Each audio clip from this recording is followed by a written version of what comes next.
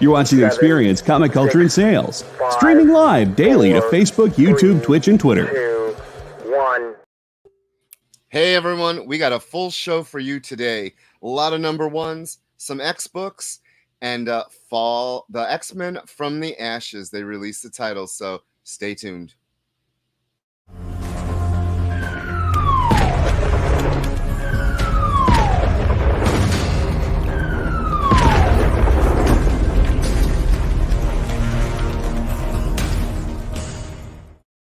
Hey everyone, you are watching the Geek Chat on The Experience. I'm Rich. I'm Des. And we are your geeky chat for the next hour and a half. We've got a bunch of things we're excited to talk about. Some number ones and some X books. And I woke up to the great news of the From the Ashes X books.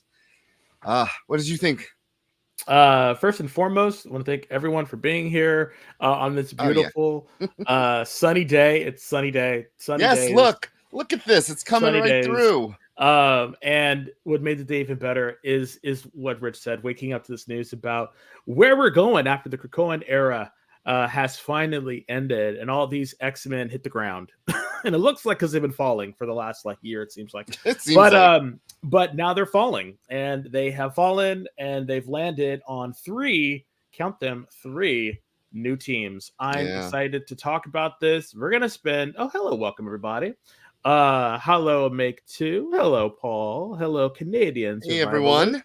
If you're a survivalist, I'm sure you have Wi-Fi in the great wilderness. Hello, Barlord. Thank you so much for being here.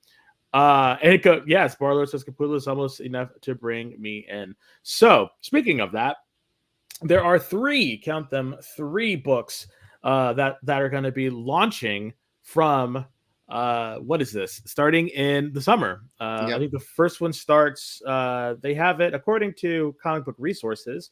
The first books will start shipping on July 10th. That's right, and that is going to be just the main X-Men, written by Jed MacKay, art by Ryan Stegman. I don't know how long he's going to stay on this book, but it's going to be freaking gorgeous. Yeah, I'm so excited. Yeah, and in that team, this is all according to Comic Book Resources, who I've been told, has pretty good, information. They're going to be out of Alaska, up in the Great North, and it looks like that we got Cyclops, Beast, Magneto, Psylocke, Kid Omega, Temper, which is Oya, Magic, and Juggernaut. And according to Marvel, they'll be battling for the destiny and philosophy of the mutant species. So maybe that'll be like the highbrow kind of we're out here, on the streets doing stuff. And that is the middle team that on your screen right now. And the team on the left, that is the Uncanny X-Men team, who is going to be written by Gail Simone. Yes. And David Marquez. David Marquez. So I'm so excited for this one. I think Gail Simone is fantastic. Yep. Writing writing group books. If you haven't read her Birds of Prey, amazing. You're really missing out. Her Secret Six. Yeah, her Secret amazing Six as well. So this team will consist of Gambit, Nightcrawler, Jubilee, and Wolverine. And Rogue.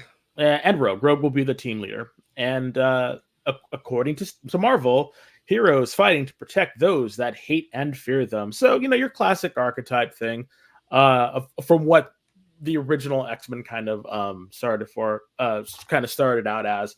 And also says the lineup invokes this X-Men animated series. So maybe that's why that core is there. That way they can kind of tie in the X-Men animated series so people can actually see something that sort of looks like that. So some kind of, I don't know. And then finally, we have Al Ewing's, and what's the first name? Well, it's Eve. Eve L. Ewing is writing this, not Al. I didn't realize. It is his wife, Eve.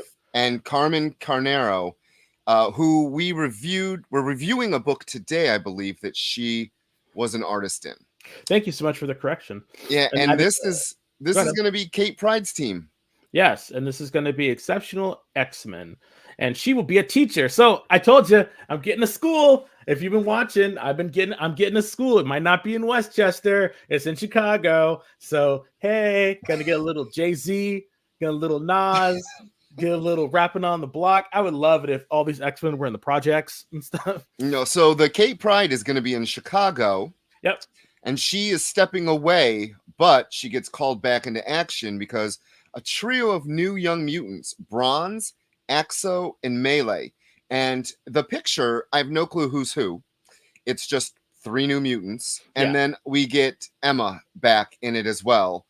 And she is back being a teacher. I got to be honest, I love when Emma is a teacher. She started out as a teacher with the Hellions. They were slaughtered. She was a teacher in Genosha.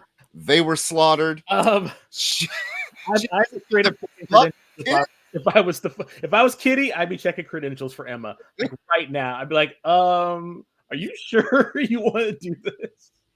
One of the things that Bar-Lord is speaking of is that we know that is it Greg Capullo is going to be the artist. I'm trying to find which. I have 3 articles up about the X-Men.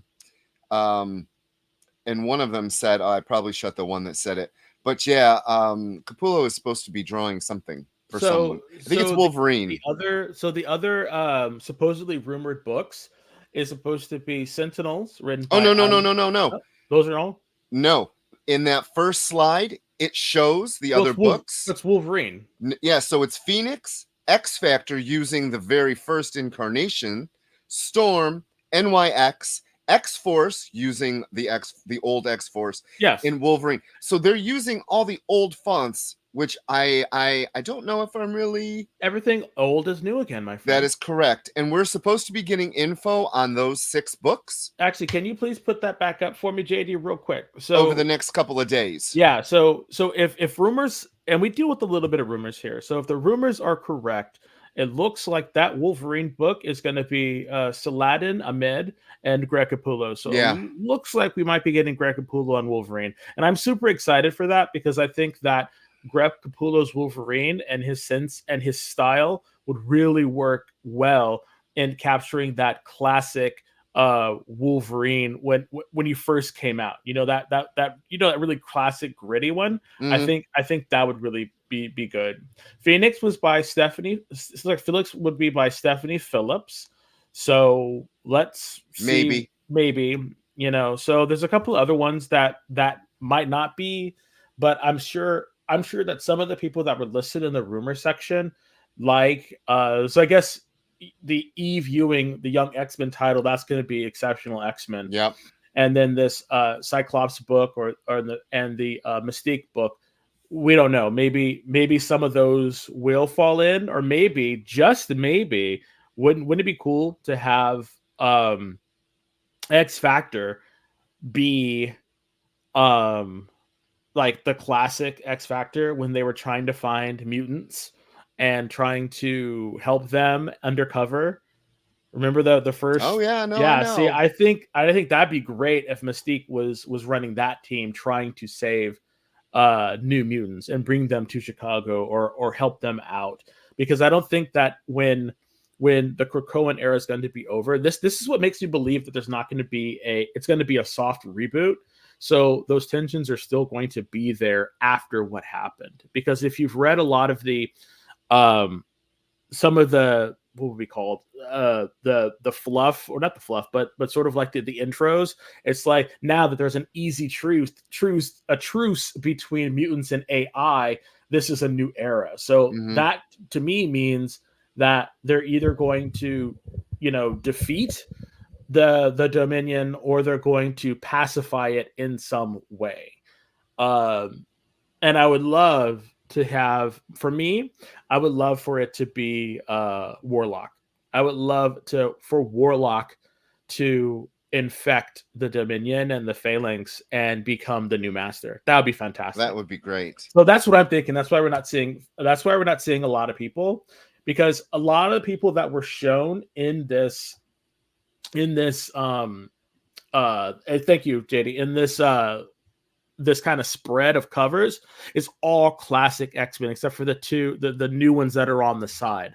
There were so many X-Men and so many mutants shown in the Krakoan era. That is the one thing that I hope that they are able to do is still continue to give these lesser known mutants their time in the sun. I really hope that does not die with the Krakoan era.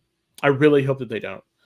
Daniel Aslin says, not having the Yana Magic as a team lead with Kitty on the same team is a bummer for me. Personally, I may take interest in the others, but this initial look, I'm not very excited about it. You know what? And I have to say about the exceptional X-Men, out of all of the ones that I'm seeing right now, I think that's the one that could be the one that is kind of like the wild card in this whole thing right now, because I have no idea what to expect from that. And I agree with you. Not having Kitty and her working and Magic working together, I don't know why they're not doing that, because they made a big deal about it, them coming together in last week's book. And now they're not hanging out. I honestly think that it would have been a lot better to have Kitty or Kate Pride, she's Kate now, on the other team, on Cyclops' team, and have Firestar and Emma be the ones that are running Exceptional X-Men. Yeah, especially after this week's Fall of the House. Exactly. See, this is what I'm talking about. That Yeah, kind of coming together they had at the end. We're going to talk about it later on, but they're coming together and kind of her somewhat forgiving her for killing that damn horse. You know, I think that this would have been a fantastic place for them to explore their dynamic. Yeah. But what do you think about, so we know that the 3 main X books now are going to be ongoing, and Marvel in this Krakoan age has done a lot of miniseries, either 5 issues, 8 issues, whatever. So I personally don't think Cyclops has enough. I don't think he can hold a main book and ongoing. This is definitely going to have to be a miniseries. I think he can. I don't. Because I think what's happening is there is enough people on this team to make it fun. It's not just Cyclops. Oh, no. His solo book. Oh, the solo. Sorry. No. No. I don't think no. Phoenix, Storm, and Cyclops are all in that image, and they're all going to have solo books. I don't think, okay, I think you're correct. I think that these 3 books that they just initially announced are going to be the mainstream books. They're ongoing. It's been said. Yeah, they're the ongoings, and then all these other books, depending on how well they do, will either stay or they will go. Number one. Cyclops, I think, again, they're just trying to see what fits, what's going to work, what are people going to resonate with. They have tried so many Storm solo books, and for whatever reason, they can't seem to get her to stick. And that's really quite a shame, because I just don't know if the artists are able, or the writers or the creative teams are able to really kind of tap into her, because I think she has the ability to do it, and she's a character that can do it. But I don't know. Do you remember off the top of your head who's writing the Resurrection of Magneto? I do not, unfortunately. I think it's Ewing. I want to say, now, he has written her amazing in X-Men Red. Yeah. And in the Resurrection of Magneto. So if he's the writer on it, I think it actually might do well. Yeah. And then we're talking about Phoenix. Which Phoenix is it? Is it Ascani? Is it Rachel? Is it old Rachel? Is it young Rachel? Is it Jean? And like, who is it going to be? My bet is it's going to be Jean. And it's interesting that Jean is not on the team with Scott. Well, because I think she's going to die again. You think she's going to die again? Yeah, I think she is. I think she's going to do something in the white hot room, or it's the long shot. The long shot is that. What happened to Longshot? They got rid of him. I don't know why. I really love the character. Fantastic. My opinion is the long shot is that they're going to do something with Warlock. They're not going to do that. They're not that cool. But what I think is going to happen is in Forever X-Men, or something's going to happen, and Jean Grey is going to sacrifice herself to trap the Dominion in the white hot room. That's what's going to happen. Well, we get that next week. We get Forever X-Men. I think that's patiently waiting for my shipment to come so I can read it. Yeah, but I think that's what's going to happen. I think she is going to trap him.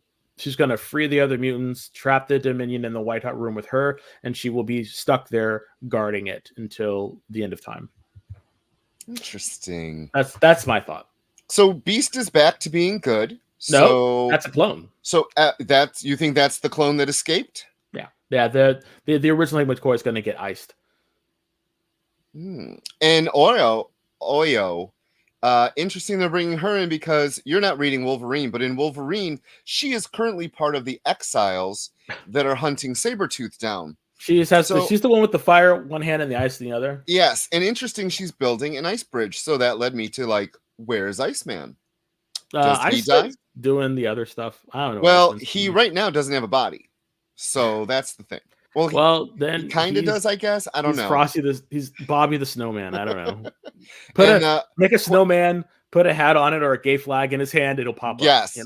Interesting that Quentin Quire, again, dead right now. He's a disembodied head being used for Sabretooth. So he is back. Interesting. I do like the fact Juggernaut has a giant X on his face. Yes. Thank God Juggernaut is back. And I read the funniest thing on Facebook. Nina Domino from the 90s wants her outfit back because that is exactly the look that Psylocke has in that main cover with Cyclops. I'm like, okay. I don't understand why, and I hope this is just Stegman's promotional image, but why are we going... Can you please put back up the... There you go. Thank you. Because is there a way you can get the middle a little bigger? He's trying to critique these costumes now. Why is Illyana back in that stupid, ugly freaking costume? The black one. Oh. Yeah. And what's wrong with Magneto? Why is he in a chair? Does he get hurt or something? I have no clue. I really don't know. Maybe Magneto takes over for Charles. Yes. Okay. So you had mentioned that the old school. So the old school is being rebuilt into the prison for Prisoner X, which I think is going to be Xavier. I think Xavier is going to be in prison. So Daniel Ashland says earlier, he says, what is the white queen on a floating pool float of a sneaker? LOL. I think, you know what? My first thought was it was like the Fantastic Skater or something. Fantastic Skate. Because it kind of looks like those round, like the tub they used to fly around in. Yes. I don't get it. I mean, I don't get it. Some of these, I mean, the best one is the classic one. The classic one that Gail Simone is writing. I have a really, like, the one thing about Gail Simone is... Hey, Kenneth. I think that... hi, Kenneth. I think that Gail Simone is I don't want to call her this, but I feel this. She has a very traditional writing style. So I think we're going to get a lot of... drama? Not drama, but I think that's where the family kind of heart is going to be. Isn't going to be in that one. And I think those are going to be, I don't want to say lighthearted stories, but I think those are the ones that are going to be the most accessible for readers. I think that's where she's going to be. Whereas the X-Men, is going to be that kind of like not highbrow, but the more like philosophical, like they were saying, what makes a mutant? How can we save them? Stuff like that. That stuff that we had in the Corona era. And then that exceptional X-Men is just going to be for people who like that school aspect, day-to-day school life. So I do think that they have very specific directions that these 3 books are going to go in, which I'm kind of cool with. Like, I really like this. I'm interested to see what kind of ramifications they're going to be dealing with at the end of the Krakoan era, because it lasted for over 5 years. And so I'm really anxious to see what the status quo is going to be like. Yeah. Or if they're going to even continue. So Daniel Aslan has a really good thought. He says, I think Charles is wearing Magneto's helmet. Shades of Onslaught. Oh, wasn't aware that Professor X is perhaps in jail. Yeah, so they're calling him Inmate X, not Professor X, but it's the mystery of Inmate X. And I happen to think with everything that Charles has done, I just don't see him making. You know why, right? Why, right? Why? Because he has a Sinister in him. Oh yeah. Yeah, so they can't trust him because he has a Sinister in him. So I think they're going to eradicate all of the Sinisters except for the one that's in him. and so he can't be trusted to be outside in the normal populace. So they're gonna have to find a way to kind of expunge the sinister part of him out. Yeah. So because of that, he can't be trusted. I think that's one of the things that's going to happen.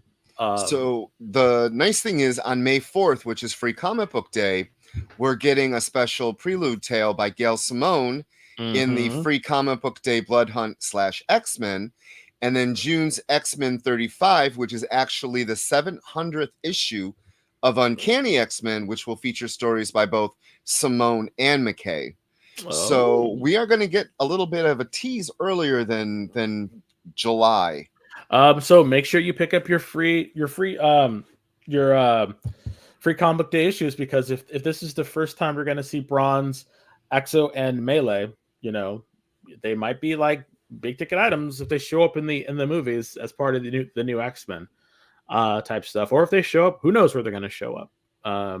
But or they might die in the first issue. They might die in the first issue. I mean, it is Emma, so Emma, as long as there's no equines, everything will be fine. So out of these three, which ones are you most excited for? I have to choose one, huh? Yep. Then I'm going to say Uncanny for Gale. This is hard because where's Colossus too? I'm gonna say I will be looking forward to X-Men for Magneto and Juggernaut. As much as I'm not a Scott fan, I'm gonna say X-Men. And you? Uncanny X-Men all the way. Yeah. I have been a Gail Simone fan for a very long time. Really enjoy her work, and I think that she's going to bring a nice freshness to the X-Men. One thing that I do worry about, though, is it might be a little too nostalgia baity, and that's the one thing that I hope that it's pushing forward the narrative, because that was one thing that we got with the Krakoan era, was just a ton of pushing forward, a ton of pushing forward, and now I think it's time to just kind of lax and just be in the moment of where mutants and humanity and AI are right now. Yeah, so two things.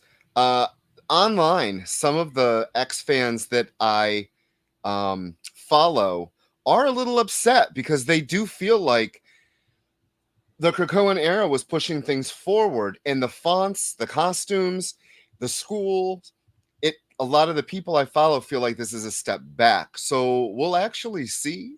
And Make 2, it's a little of both. It is a fresh new start, because everything that happened before still happened.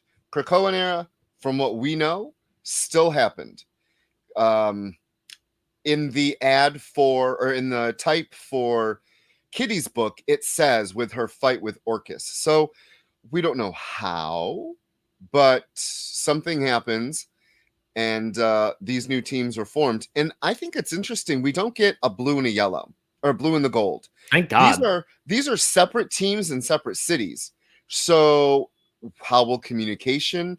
I am just amazed. Hey, Steven, I'm happy that Wolverine's not on every team. Thank you.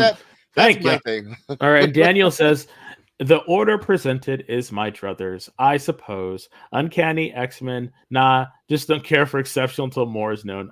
Yeah, I agreed. I just don't know what to expect from it, because we've seen the elder statesperson and the young folks, together, trying to learn who they are. So again, this has shades of New Mutants. This has shades of Generation X. This has shades of things that have come before, which is great. They're going to go to that well. I just hope that what they do in this well is that they find some fresh water, is what I'm hoping for. Just give me some fresh water, and I'll be happy. I'll be satiated, so to speak. Stephen, we're just wrapping up our conversation about what was announced today, the three new X books that are coming out after the Fall of the X-Men concludes, and the Krakoan era goes away. We don't know what happens to anything. This is all speculation from our part to decide, to see where we are going to be at all this. I mean, your friendly geeks, Rich and I, will be reviewing all of these. Mark my words, though. This is my prediction for the end of Fall of X. Warlock is going to take over, and he's going to be the new Dominion, and he's going to take over the Phalanx, and they're going to go off and do other multiversal things. We'll see. So we get X-Men on July 10th. The following month, we get Uncanny X-Men on August 7th, and then Exceptional X-Men hits the stands September 4th. So they're releasing one a month. I like this. I don't know about the other 6 books, when they'll start, but I'm really looking. I have no clue what NYX is. Not a clue. Back in the day, do you remember when they first introduced Laura? Oh, yeah. There was a book, NYX. So I think, we talked about this on previous shows, I think the time is up and they need to put out an X Factor, an X Force, and an NYX to keep the trademark. Yep. And I will not be surprised. We just had an Excalibur, so that time is right. And they just did New Mutants. So what other titles are, what other book titles are coming up? Yeah, they just did Exterminators not too long ago. Yeah, so NYX, I think, is a title that will be, so they don't lose the trademark on it. So we're going to get a story based in New York City. Maybe it'll be about Morlocks. Maybe it'll be the underground bunker they've been in. Maybe it'll be about mutants in New York. Who knows? Yeah, because we never know what's going on. We don't know what's going on with because there must be a reason why it's in Chicago and not Westchester. Right. Steven, you're asking for a link. I would say at this point we're talking about stuff that was announced today. So any of the other comic book websites, CBR, Bleeding Cool, all of them. Actually, go to Marvel.com. That's Marvel. What I'm on right now. Yeah, Marvel.com. And it's under X-Men Summer 2024 titles and creative teams. And that will give you all the images that we've been showing, as well as a breakdown. And we can't, unfortunately, show it, but Marvel has dropped an official trailer for From the Ashes. And it's a cute little thing. I wanted to show it, but we can't show it. Yes, and as the experience said, you can definitely check Facebook.com groups, the Geek Chat. Yeah, as we talked about this stuff earlier all the time. It's crazy. Yeah. But that is our time for the news section. So we're going to take a quick commercial break, and when we come back, we will start talking about these new number ones. There were a few indies came out, and then a couple of X-Men books. So please stay tuned, and we'll be right back.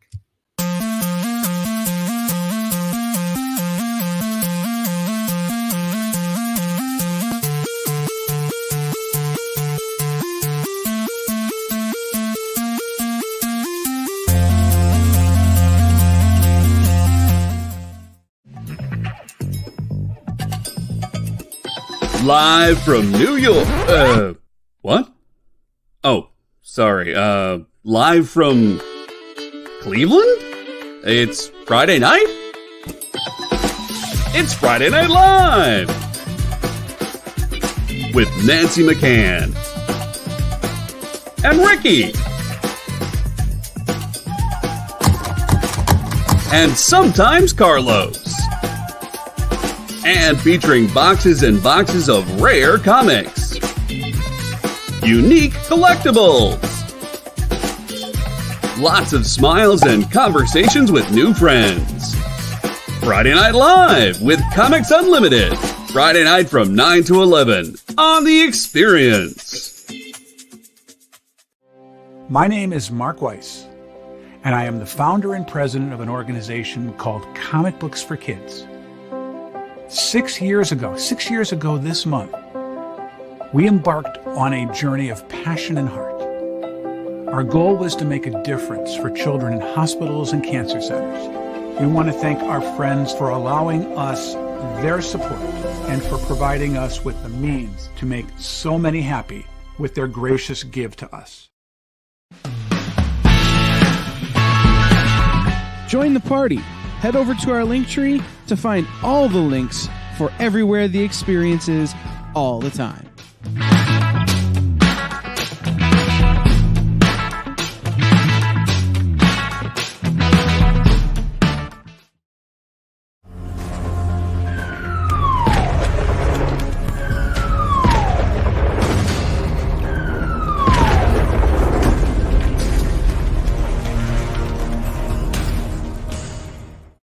Hey, welcome back. You are watching the Geek Chat on the Experience. I'm Rich. I'm Dez. And you are about to get our unvarnished opinion. Unvarnished? I don't know. I had a brain fart. I'm like, I don't know. The new number ones we're reviewing today, I am I don't know. I don't know about this, but I just want to let everyone know, thank you for watching us. Be sure to like and subscribe to the Experience on Facebook, Twitter, Twitch, Instagram, MySpace, Threads. Every place. Just every come, place, let us know. yes. Tell your friends. Tell your friends about us. We enjoy doing this. You know, I gotta be honest with everyone. Thank you for joining us. It is really cool to see some of y'all back. I had to read a book today by a writer I swore I would never read again. So that is how much dedication I have for everyone in this room. Oh, make two. Fantastic. I'm glad that you were able to get your prize for our 2,500 subscriber giveaway. So thank you so much. Awesome. And hello, Lorena. Hello, Jabroni Chief. Yes. Thank you, everybody, for tuning in. After us is Mog and Mel. We have a lot of really cool stuff going on Thursdays. This is our day. We love Thursdays. I think we have a prime spot, 5 p.m.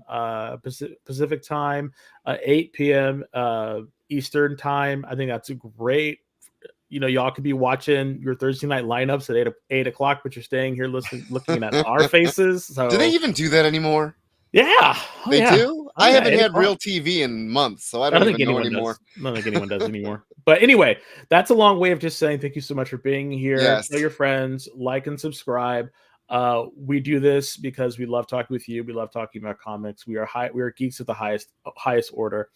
So much so that we will read books that from artists or creators that I guess Rich doesn't like. So anyway, but I really like this next book. It is You did. I did. Helen of Windhorn or Windhorn. I think it's Windhorn. Windhorn. It was written by Tom King. Art by Bilquis Everly.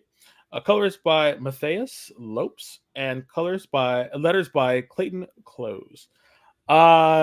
So I really like Bilquis's art. I think they have a classic, almost Charles Vess / what is his name? I'm dying. He did a whole bunch of fairy books. Oh, I'm forgetting. He did Stardust. If in the comments, if you know the artist who did Stardust, Muth? John Muth? No. He had a very European style. The Bilquis is a very European style. Yes, thank you. Fantasy pulp. It has that yes, definitely Charles Vess. But there was another person, Kaluta. Oh yes. It starts with Kahlua. Anyway. No, Kahlua is something you drink. No, I don't drink. So but anyway, fantastic artwork. And it's about this woman. Yes. Yeah, definitely, Paul. Definitely had given you this lock and key vibes. And that's what's so interesting about it is there's this woman, Helen, and she is the heir. Her father died, and she's the heir to his money. And she was living off being a dilettante, drinking, smoking. She's 17. She's just this, quote unquote classic rude girl kind of person, out there living her life in what looks to be the 40s or the 30s, maybe even earlier. And her nanny, the maid or the what's the name? Her au pair has to go and pick her up, get her, and bring her back to this manor because she has inherited her father's fortune. And on the way there, we get to find out that she is this just brat, not a brat, but she's like Michael Kaluta. That's it. Thank you, Daniel. Michael Kaluta. Thank you so much, Daniel. Oh, you're a lifesaver. I was about to. She has this sort of. She's not your typical woman that you would believe in the time frame that she is. Like I said, she drinks, she smokes, she swears, and she basically has no discipline. And you come to find out that the house and the grounds are, and we talked about spoilers, so the house and the grounds are sort of linked to this fantasy realm. And at the end, she is attacked by this wolf-like creature. Her and her nanny are attacked by this wolf-like creature, and her savior is her grandfather, decked out in all of this sort of fantasy garb. So she is left there wondering what the hell's going on, because her father's dead, her grandfather is alive and killed this wolf monster creature. And that's how the book ends. And the artwork takes you back to this very classic, as Daniel said, pulp European vibe that really sells the story in a way that I don't think they could have if not the art had been so strong. I really enjoyed this book. I thought that the one thing that I have to say though is it might have gone a little bit too long in introducing Helen, and not got to the meat of the story. But I think we needed that in order to see how much discipline it's going to take probably for her to get trained or whatever happens when she hooks up with her grandfather. What was your thoughts, Rich? I thought it was long. It was a little long. A lot of reading. A lot of words. A lot of words. The middle part, because again, it's the nannies giving an exposition to a reporter about what happened. So this is through the nanny's perspective. Yeah, and I was going to say that, yes, this is the same creative team that did the Supergirl, Woman of Tomorrow, the one they're basing the movie on. I did not read that because for whatever reason, I could not get into that version of Kara. But now after seeing this, I might have to go back and read that as a trade. Yes. I probably won't pick up the rest, but oh, really? The story was interesting enough. I agree with you. It took a little bit too long to get to what was going to draw me in, and then when it finally drew me in, it was over. Yeah, well, that's the classic cliffhanger. That's my only thing. And Tom King is very hit or miss as a writer for me. Yeah, Daniel's just like Daniel said. Yeah, this I'm glad you enjoyed it. I'm glad we reviewed something that you normally wouldn't have picked up. And that's kind of the point of what we do. We kind of read things to see if, we should pick this up. Because I actually got to read this as a PDF. Mm-hmm. So they didn't give me the whole thing. They only gave me half of it, and it was boring as hell. So I was like, no, I don't want this. Because without that ending, it is just words. Yeah. And it went nowhere. Yeah, not a lot of stuff happened. So no. Yeah. Not a lot of stuff happened. Yeah. So but the next book we're going to review, I also got as a PDF. I want to hear your thoughts about this book. And I said to Coog, I don't want this. Really? No. Oh, wow. I am very surprised by that. Let's get this out of the way.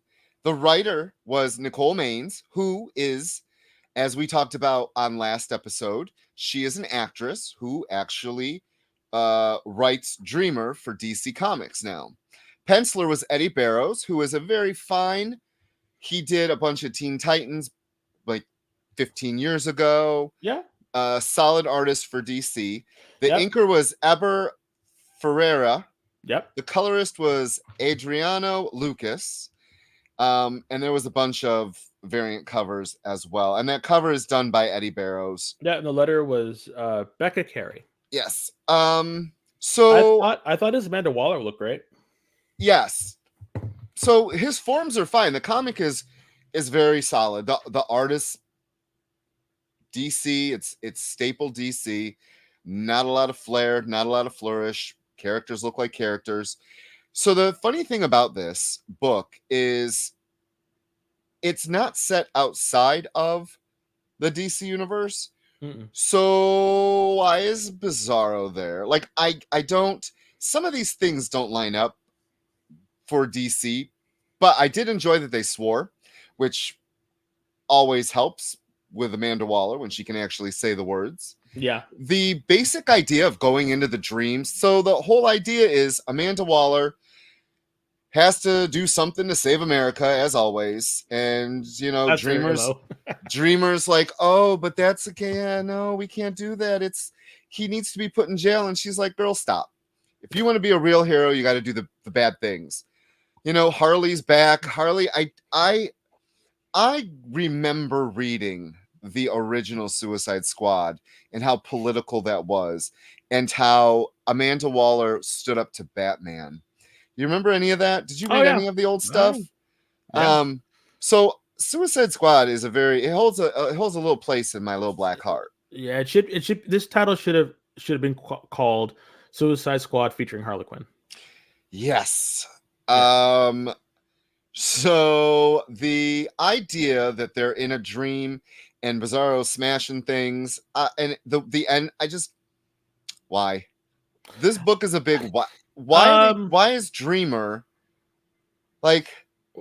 Given how she's written, there's no reason why she would work with Amanda Waller. Number one. Number two, Amanda Waller definitely is using her for ability to access impenetrable places through the dream world. I get Amanda Waller why she's there. Oh yeah. And this crisis of conscience that Dreamer is going through, I don't really know if this is the place for it. I want to like Suicide Squad. I really do, because I think the concept is solid. It's just the people that they choose to put into the Suicide Squad books, they don't work, you know? And I really wish that the Suicide Squad was a lot more gritty, you know? And they would, I'm sorry to say, I wish they would kill people. I really wish that, because they're not going to kill Bizarro. They're not going to kill Deadshot. They're not going to kill Harlequin. You know, they're not going to kill Clock King. And you know, I was very, Black Alice was there. And Black Alice was there. No. What a waste of a character. Exactly. I think Suicide Squad should go back to its roots. And by that, I mean D-list villains going out there and doing stuff for Amanda Waller. And the ones that survive, great. The ones who don't, oh well. Right. And I think that is, and then because now that Rick Flag is dead, Peacemaker should be her caged, her chained dog to keep them in line. Well, you know, people always say, like, you know, oh, we got to explore something new. Oh, we want to see something new. You don't need to do that with this book. The core concept of Suicide Squad is perfect the way it is. Yes. Stop it. It's not a vehicle for Harley Quinn. She has her own books. It's not a vehicle for Bizarro. He was just in Superman, you know, and it should not be a vehicle for Deadshot, because Deadshot has already gotten away so many times. So right. That's what I mean. It's like, that's why I get upset. And I thought that the addition of Dreamer, and she's trans in this book, you know, she mentions that she's trans, and she's, you know, it's been a lot for her. And I get, okay, that's part of your character. Fine, whatever. But I thought there'd be more with Dreamer being a part of it, but it's just not. And this leading to something else, this absolute power, I don't think that this is the book that you want to lead off with for an event. Right. So Daniel, it's getting dragged. I didn't know that, but after reading this, that's the reason. Like, I read it and it was It was. Your second comment is true. Love this original squad run. That, I think, is the Yeah. problem with this book. Like Des said, there's no weight to it. They're not going to kill anyone. There's no weight to any of this, you know. And even when they were in Daniel Ash, yes, onto Wikis you go. Yeah, Rick Flag's dead. Peacemaker shot him in the head. At least that's what I remember. Peacemaker killed him. And then the experience says, you think that this might be a book for people who like the Suicide Squad movie and Peacemaker? No. No, 100% no. No. It doesn't have that. It doesn't have that same finesse to it. Unfortunately, it's too safe. It is And way I too think safe. that's the problem with it. Yes, that is my yes. It is too safe. There's no weight to this book.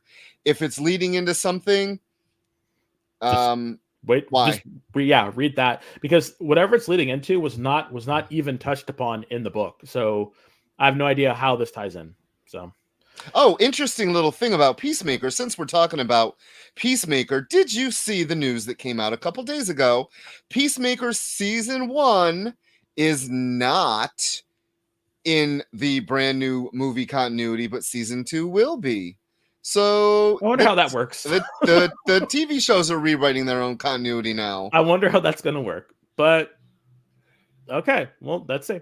I think that was to get rid of that ending part with what's his name, Shazam, and the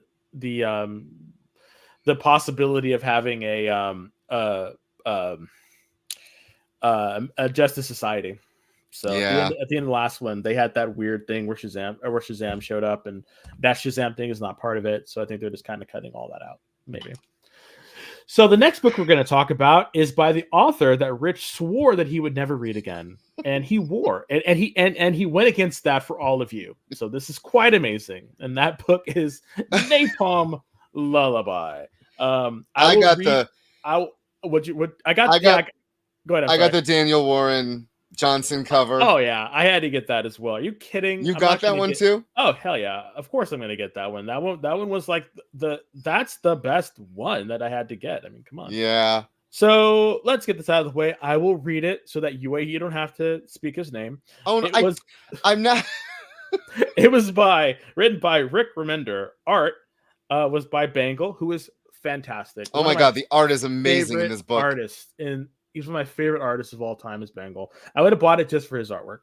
And the letterer was Russ Wooten, and there was a ton of covers for this book. Yeah, I really wanted that Sanford Green because I love his, but I had to get the B cover. Oh yeah, Daniel Warren Johnson's cover was amazing. So, what'd you think, sir? So I'll be frank. I had no idea what was going on in this book. Oh my god, same. I had no idea what was going on. It looked I pretty. was like, they killed everyone. How's the book going to continue? And then you turn the page and you're like, oh, they're alive. It was a dream. It was an illusion. And so the beginning sets it up like a Superman story. Yep. And a baby is found in this weird creature, and these two religious people pick him up, and then you go 50 years later, and you're like, okay. And then the world is now changed to worship this Gazula. No. They were always worshiping that Gazula person, but it looked like they were persecuted.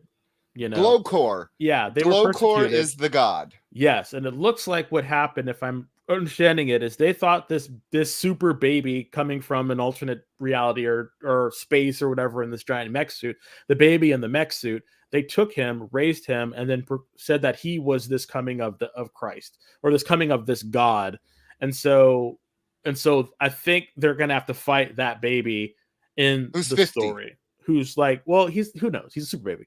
He could still be a baby. I don't know. You know, is it an evil Superman book, Daniel? I think it is. Yeah, I think it's an evil Superman book in which there's like mechs or something. And then there's a guy who has, the one guy with the mask has a weird thing where he can't control his powers when he's feeling too many people. And then the girl has powers where she can create illusions. And then they have sedatives that they have to do in order to keep their powers in check. So while And the then the artist, lady that runs the whorehouse has a killer on her yeah, payroll.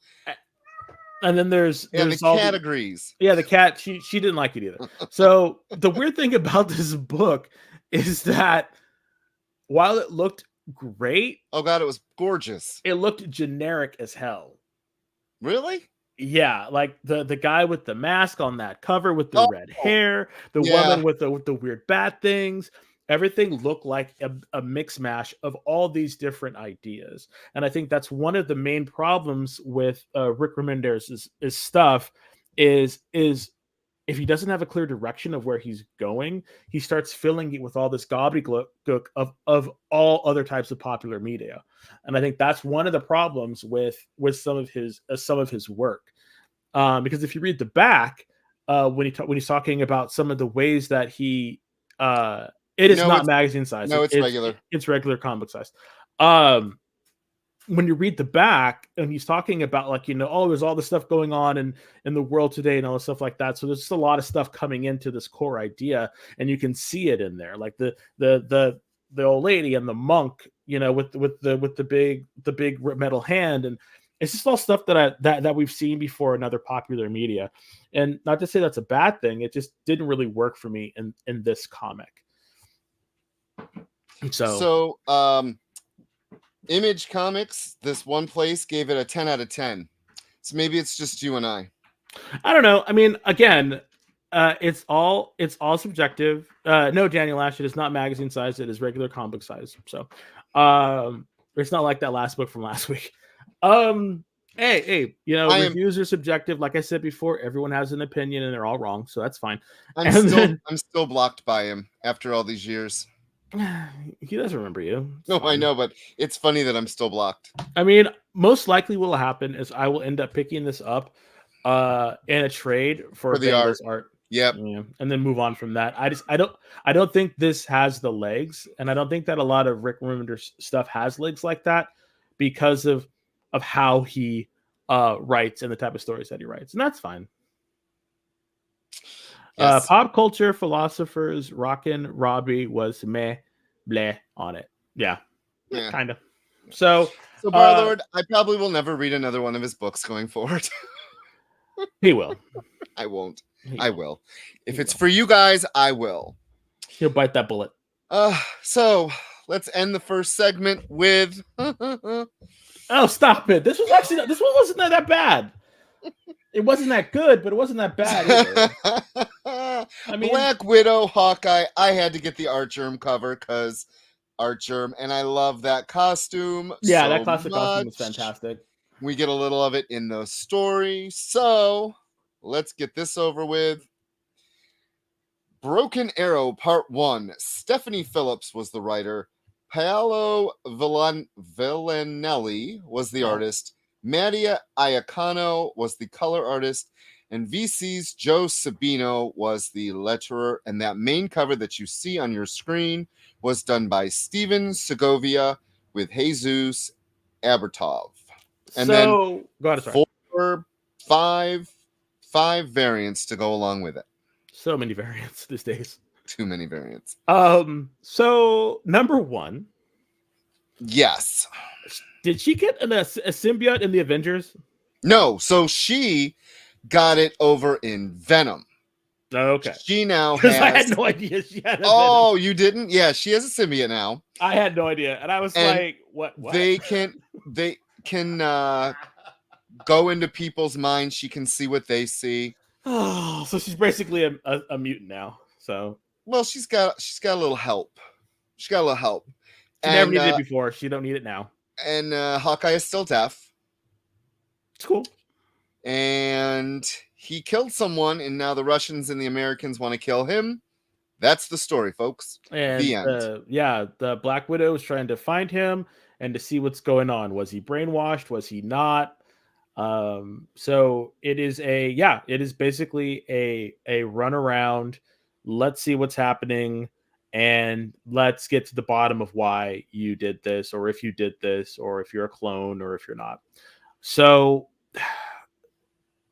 I can't say that I dislike this so much as it's kind of like it's just a meh. You know, it's not bad, it's not good, it's just kind of meh. But I want to know, once again, we say this every episode, what is the purpose of this book? It is a purpose to put them together again, which is cool. I'm glad we saw Bobby. There's two things about this book I really liked. I was always a Mockingbird fan. Yeah. From the beginning, West Coast Avengers, loved her. She went through a lot of crap. They went through a lot of crap together. And the art, I got to be honest, I've never heard of this artist, but I would like to see this artist more. Marvel should use him, much like the artist on the Daredevil run for Gang War. Yeah. They found a gem in that person. This artist, I wonder what his original pencils look like, because with the addition of Mattia Iacano as a color artist, did he do his own inks? Because it's a very ink heavy. It's a dark book. He probably did, because there's no inker. No, it's just the color artist. Yeah. I think he did his own inks, probably. I really like the first actual page where you see, it's page 2, where you see Natasha standing over the guy, and on his person you see the little spiders that are actually the symbiote. Yeah, that was cool. It was. A lot of the panel work in this was really well done. So high praise on the art. Unfortunately, story's just generic. It was very. Yeah, because didn't he kill Bruce Banner in one of these other type of things? Like, it was Civil War 2. Yeah, exactly. This is not the first time that he is, like, shot someone for some reason or something else. So I wish they would have went with a different story hook or angle or something. Right. But now this is just to see who's gonna bite. Yeah, I actually really did enjoy the little backup story with her in her original costume. I really enjoyed that. I thought it was funny. Snapdragon was there, and being such a mutant fan, I'm like, Snapdragon? What? No. Different person. It's a different person.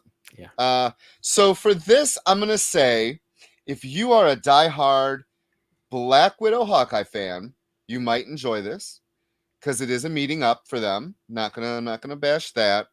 The art is amazing, but the story is lacking. So I actually ordered the next issue. So I want to see where it goes. Wow. I did. I want to see where it goes. Okay. I want to know your thoughts. And on that note, we have got more number ones coming up, including Symbiote Spider-Man, written by Peter David. I can't wait to talk about that book. So stay tuned and watch these commercials. Did you know that every Experience show, including some exclusive content, streams on Twitch? Check it out. Twitch.tv/the_EXP. Or just scan that QR code.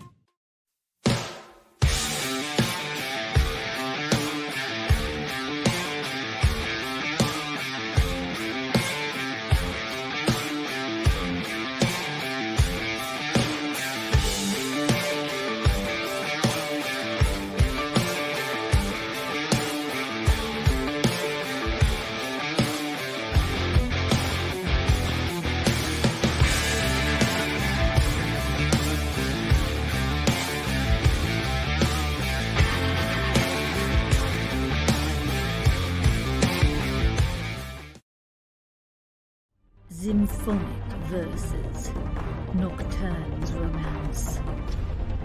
A song of romanticized darkness, dreaming death by sleep.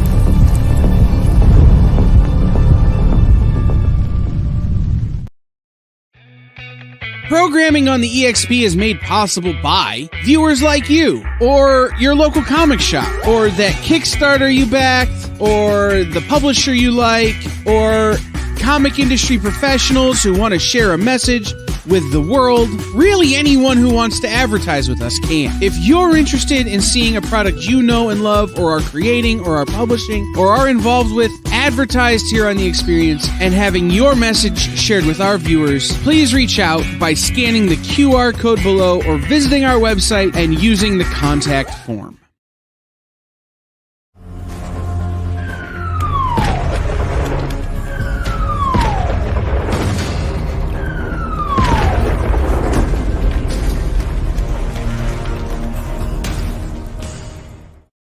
Hey everyone, welcome back. You are watching the Geek Chat on The Experience.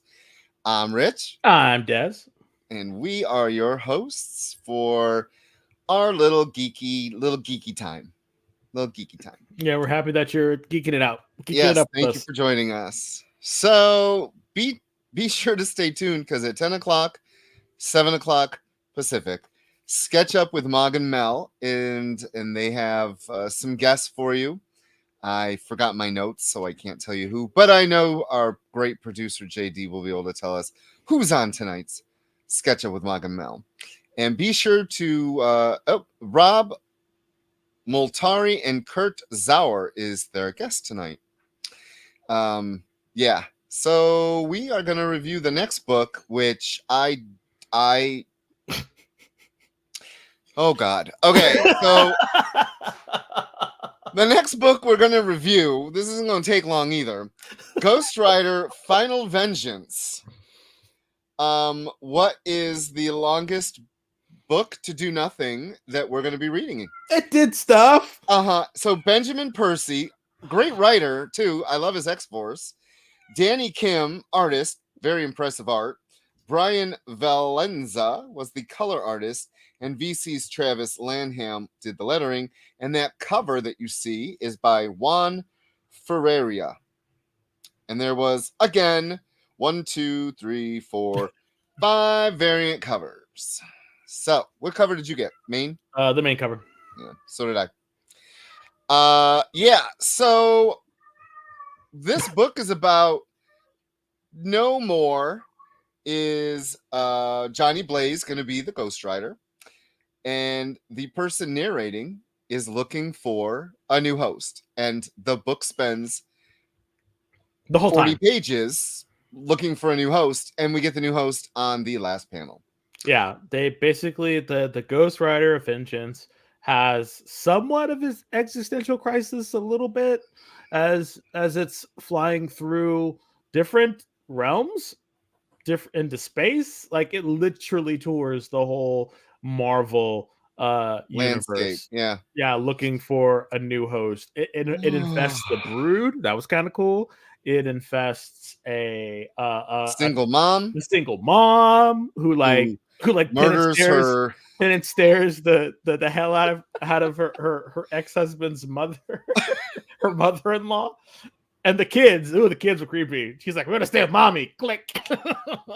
That was funny. And then, but why did it abandon him? It's like it abandoned him when he's gonna face a giant spider. Just I know. I was like, what? Yes, our cat must love comics as much as actually no. She just pooped, and she always loves to tell me that she's finished. She's just like, "I'm done pooping." And I'm like, okay, great. Let's go. So anyway, it was I don't know the best thing. Okay, so earlier we talked about Helen of Wyndham, in which we had a lot of setup, a lot of what's going on, a lot of this is what could possibly this is what these people are all about. This book did that exact same thing, and I don't want to say that it's a right or wrong storytelling idea or right storytelling, method to do it. It's just when you do that, you got to have something that's keeping your reader going, and I don't know if what we've seen in this book does it. It was cool to see a brood get possessed by the Ghost Rider.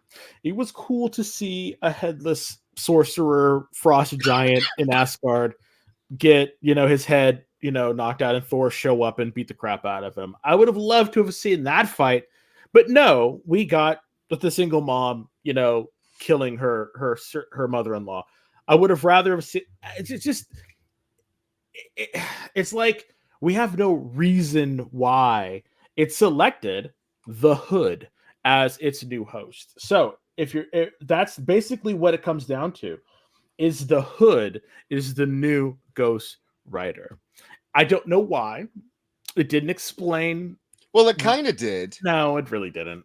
Well, it said that a kindred soul who has no concerns about innocence, no sense of moral compass, no compunction about the slaughtering harvest to come. And then you turn the page and it's there, and I'm like, Spawn? He did look like Spawn. Yes, I get it. Okay, that was the existential crisis that the Ghost Rider was or that the Angel of the Ghost Rider was going through. Is that Johnny Blaze has too much of a kind heart, and he needed someone that's a lot more ruthless. So that's why he chose the Hood.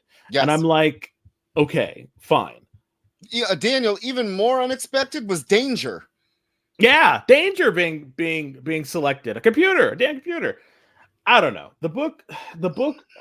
I and I'm a closet Ghost Rider fan, and it's funny. One of the best runs of Ghost Rider, and you might hate me for this, Rich, was Rick Remender's Ghost Rider. I really enjoyed it.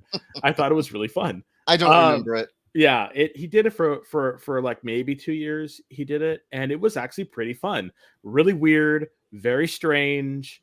8-Ball was in it for a couple issues. Just a very, very strange, somewhat occultish book. Really fun. And it just seems like I don't know. I just don't think Marvel knows what to do with Ghost Rider. And I'm thinking that the Hood, it might be fun with the Hood.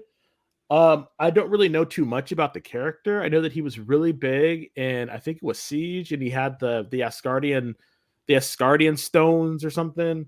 So the character is sort of like a blank slate to me. So part of me's thinking, okay, maybe the second issue would be better because I'll be able to get a little bit more meat about what's going on in the story. Yes. Yeah, the thing I'm most interested about is why the Brood liked the little girl. I want to know that story. Out of this whole thing, can you give me a one-shot issue about why the Brood is helping this little girl? And the artist actually understood how to draw the Brood. Yeah, it looks great. So many artists don't.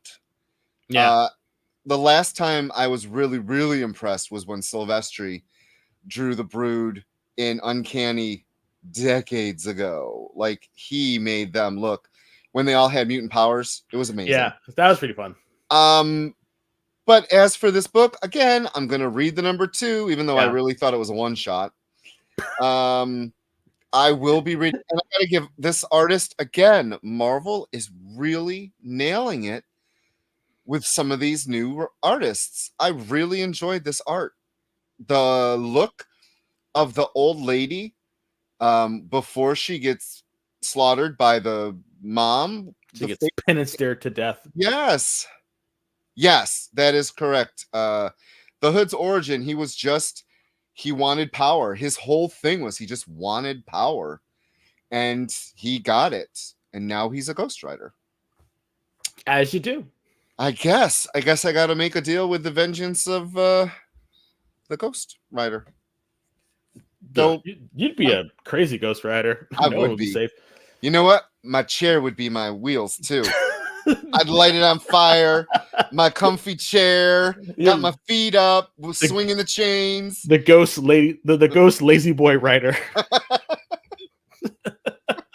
So a book that we're doing next had an amazing writer attached. Woo! Oh my God! Yes, the stripper Ghost Rider was hysterical. Yeah, it went to and I thought it was interesting how, when she really was dancing, as soon as she got the powers, her boobs were right towards us. It was funny. She killed everybody. Everybody died. I was like, Damn, that's judgmental. Yeah. Yeah, Symbiote Spider-Man 2099, written by the fantastic Peter David. Yep. Glad to see him back writing comics. Yep. You gonna finish or you want me to? No, I want you to finish because Okay. I was just happy to see Peter Roger David. Antonio was the artist. Sebastian Cheng was the color artist. VC's Travis Lanham did the lettering. And the cover that you see right there by the always amazing Lionel Francis Yu and Sonny Go. I was disappointed that they did not release this with the foil trim cover as they have been doing. If anything, this book could have used a foil cover. I am a sucker for foil covers. Because you're a 90s kid. I am. I love it. Yes, the hospital bed. We need that. Don't give Benjamin Percy any ideas. You know, he'll probably do that. He probably would. So this book suffered from, unfortunately, I've been piling on the wonderful critiques for the artists, the books before. This book, I felt, as cool as the cover is with that looking, I don't think the artist that did this nailed the symbiote or the costumes or the flow. Like, I have to disagree. you really? Why? I just enjoyed the art. I thought the art was good. I thought it looked futuristic. And that is why art is subjective. It was clear. It made sense to me. I thought the art was great. I really enjoyed it. Great. Yeah. Wow. I thought it was great. Wow. I was really expecting something a little less than, but I thought it was pretty good. So the story is basically it takes place right after the end of Spider-Man 2099, the end of it, right? The original series. Okay, so I had no jumping off point with that for that whatever. So all you folks that read this, back in the day, you're eating good. Myself had no idea what was going on. True. Had no idea what was True, going on. because I've been reading all the Spider-Man 2099s, and they're set at what would be now, basically. Yeah, so this is in between the stuff that Steve Orlando's doing and the end of I guess that's weird continuity for me. Like, yeah. That's weird. Yeah. I also don't know when he wrote this because he's had a lot of health problems. He had a stroke. That's true. They did a GoFundMe for him because his health is not very good. Yeah, I don't know what's going on with his health. When I saw he was writing this, I was like, it's an instant read. Yeah. Peter David wrote one of the best comics for me. It was The X Factor, Young Justice. Like, he's done so many great things. Captain Marvel was really great. So the writing here, I like you had no clue. I enjoyed seeing the Punisher though. Oh, I think that was always one of my favorite costumes that they redid. He got murked though. Oh my god! Right away. I was not expecting that. Got murked. Spoiler. Punisher 2099. I was like, what? So I was like, okay, Peter David is pulling no punches. No. So I was like, wow. Yeah, I enjoyed the story a lot. I really did. I did too, actually. As someone who didn't really know that much about 2099 stuff in general, I really enjoyed it. So for me, it felt kind of sad because I didn't really have the history with it. Did you read any of the 2099s? Oh yeah, X-Men. You did read them. Yeah, I read the X-Men one. You just didn't read Spider-Man. Well, I did. I want to say that I read maybe the first 5 issues, but I just didn't really get into it. And I read the X-Men stuff because, of course, I was an X-Men fan, or I am an X-Men fan, so I read that one. But I didn't really get what was going on in the whole 2099 sphere. So for me, I never really got into it as a whole. So I think it's interesting though that Marvel keeps the Spider-Man 2099 alive, and it's majorly due to him being in the Spider films. Yeah, the no, animated ones. and I think that's great. Like I think his character Miguel O'Hara is fantastic. Don't get me wrong. I just don't think at the time when I was reading comics, I could appreciate Peter David's work on that book, Mm. or maybe it's just garbage. Again, I don't know. People say it's great. That's why I'm hoping that at some point they're going to do a collected edition of all that stuff, maybe a compendium or an omnibus. I think they did. Maybe. I think they did one too, but if I could get all of them and I could just sit down and read them, now would be the time to do that. Yeah. So I do love that cover though. It's so gorgeous. it is a really good cover. So I'm going to say, if you're a fan of Spider-Man 2099, give this one a read. Spoiler alert again, we get a really nice ending in which it's kind of like the bell tower in the original Spider-Man. Mm-hmm. Something happens, and this time Miguel gets the symbiote and turns. And I can't wait for that next issue. Yeah. I want to see that full reveal. Even though we have it on the cover, I want to see the full reveal. So, carve people with black dots for eyes. Lazy art, in my humble opinion. Daniel Ashlin, telling like it is. Yeah. Next book. Dead X-Men #3, Rich's favorite book of the week. You know why it's the favorite book of the week? Because it took 4, not 1, not 2, but 4 artists to do this book. It was written by Steve Fox. Artists. I'm assuming this is in where their art was Lynn Yoshi, Bernard Chang, Xavier Pina, and David Baldion. I love his art so much. Color artist was Frank Martin, and letterer was VC's Corey Pettit. I'm going to say the designers, Tom Miller and Jay Bowen, are the designers. They're the ones that designed the whole Krakoan era alphabet and the way it all looks with the black and white stuff. They were the guys that did all that. And the logos. They did all the logos. So I'm really sad that y'all are going to be out of a job soon, but thank you for your service, my friends. And that cover is done by Lucas Warnock. Yeah. Yeah, so okay. With all the stuff going on in the X books, we did not need this series. We do not need a crazy version of Moria McTaggart running through her past lives, chasing these people. That as an antagonist, we did not need. I don't know why this book is here, except to sell more books and to give these dead X-Men something to do. Well, remember, they were supposed to be the X-Men. I get it. No, I'm just saying that's this team. The reason why they are together is because they were lined up they were voted for to be the next X-Men. No. I get all that. And then y'all died. And then y'all died. In the story. So this whole thing right here, giving them this person, this Moria they have to chase and all this other stuff, it's all busy work. It's all busy work to give Asaki, the Rachel that's in the weird X thing, give her something to do.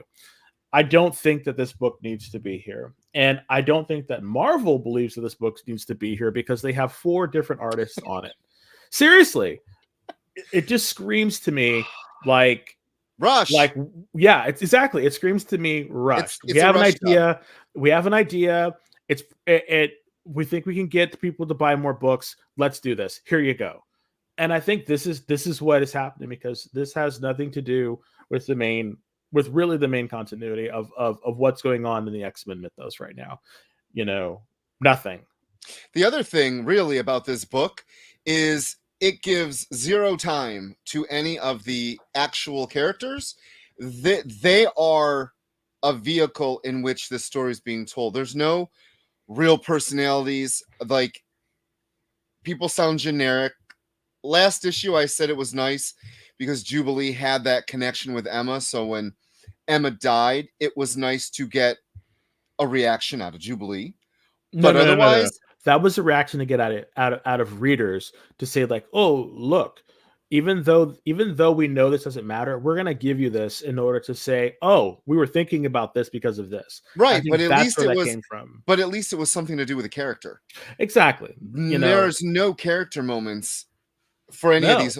It's all just go, go, go. Now, I'm gonna say, when they landed in the last place That when the and artwork changed yet again. it was David Baldione, I absolutely Yeah. love his art. Yeah, that artwork was good. And his Psylocke costume Fantastic. and the Banshee and the cloak and wolves, like I love his art. So I just sat and Yeah. enjoyed it, even though it was really weird that Cannonball says, "Come on, Rain. I know you're not a killer in any reality. Let's get you outta." And instead of picking her up, he hits her. I was like, that doesn't match what you just said. That I'm like, who, what, where, why? But it was nice to see Sway again. And for anyone that has no clue who Sway is, Sway was one of the 4 in-between mutants, along with Vulcan, Sway, Tempest, who is now one of the 5. Yeah. And the dead guy who died, what's his name? He Darwin? can't die. Darwin. Yeah. It was nice to see Sway Yeah. do something for a panel. Yes, I'm glad that he finally got out of that MTV stuff that he used to do, and that was an old. I remember Sway. Yeah. And then once again, evil Moira shows up, and another freaking issue of this book. I just don't.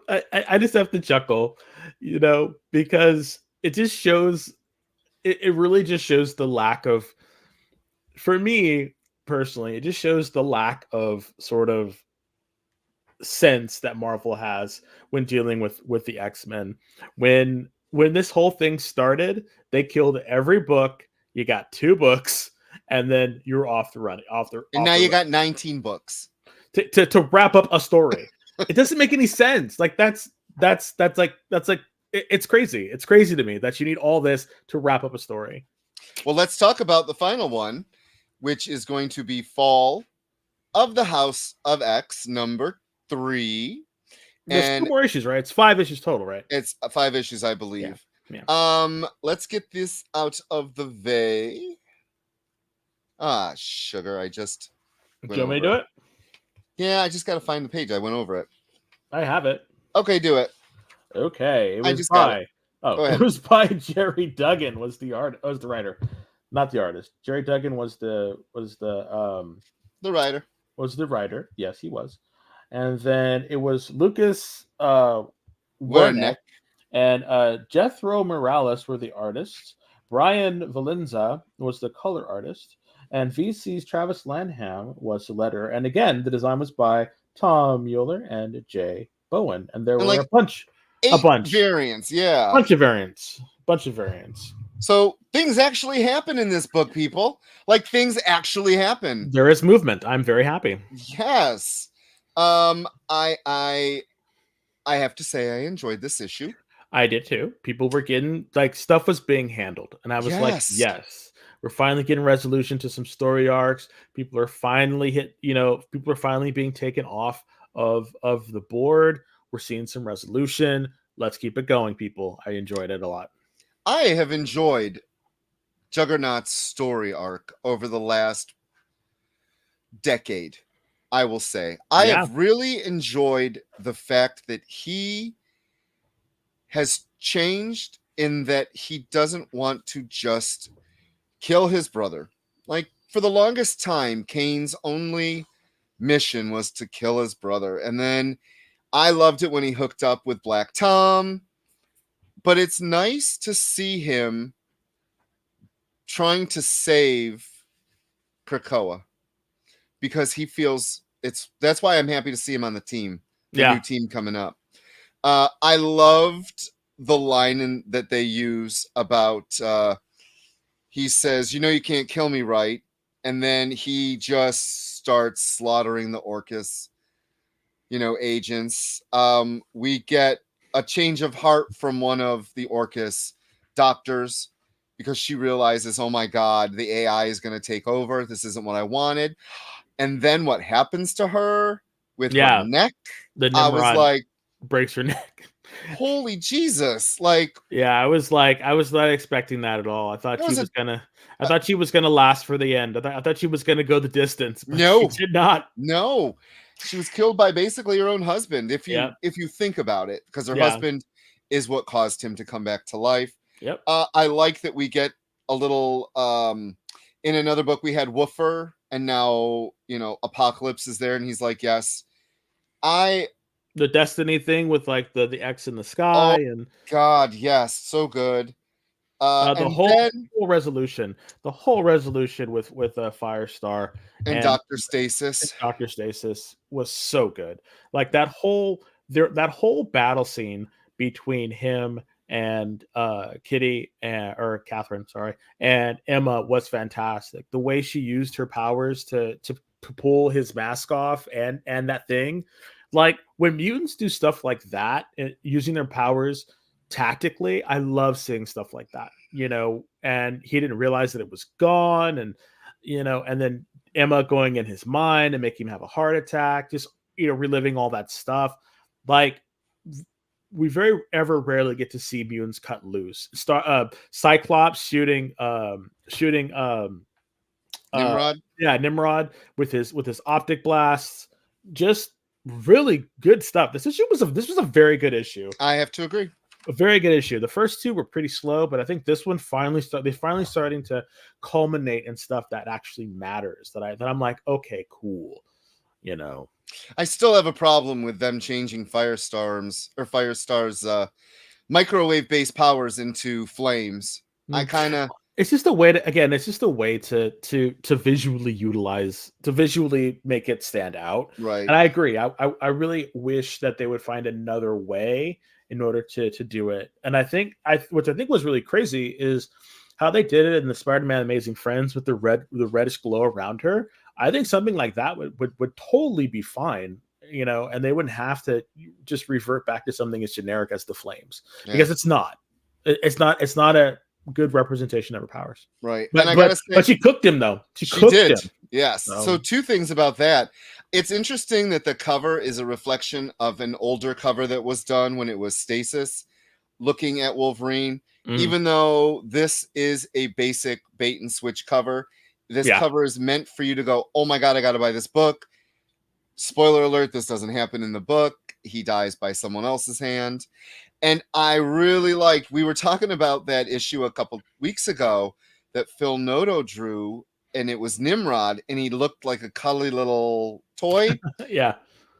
Here he does not look like a cuddly little toy, especially when he snaps her neck. No, it was crazy. It was. So this book gets it. And what is Sentinel City going to do? So they made me this last page. Okay, when does the next issue come out? Because I need to know. It's like a giant bomb or something. Yes. So next week we have the Resurrection of Magneto, and another #1 will be reviewing X-Men Forever. That comes out. So that is the continuation of Immortal X-Men. And Des is like, why did they have to rename this? Like, he's like, why?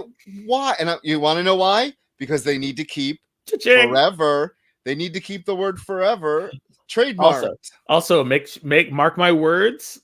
This is how it's all going to end. Jean Grey is going to trap the Enigma in the white hot room, and that's what's going to happen. And then all the AIs are going to be taken away from their machine god Messiah, and they're going to make a truce with the mutants because they realize that they're just going to be fighting in every reality forever, and they decide we don't want to deal with that. Do you remember when X-Men Red came out and there was that woman who could control technology? Why wouldn't you get her to, I don't know, help fight? There was a bunch of technopaths that could do stuff and help out with stuff like that, but they conveniently forget. It's a writer's trope. They conveniently forget. Shush, hush. Yeah. And yes, Daniel, there was a gap in his claws. Wolverine can do many things with his, mutant. Well, remember when they were housed up on here they were housed, and then it became movie here because of the movie. The movie came out, and it came out before. Which, honestly, to say the God's honest truth, it probably would be better if they came out between his fingers than way up here. to be completely honest. Well, But if your arm is here, they're housed right here. So really, it should just he should be fighting with a limp wrist. well,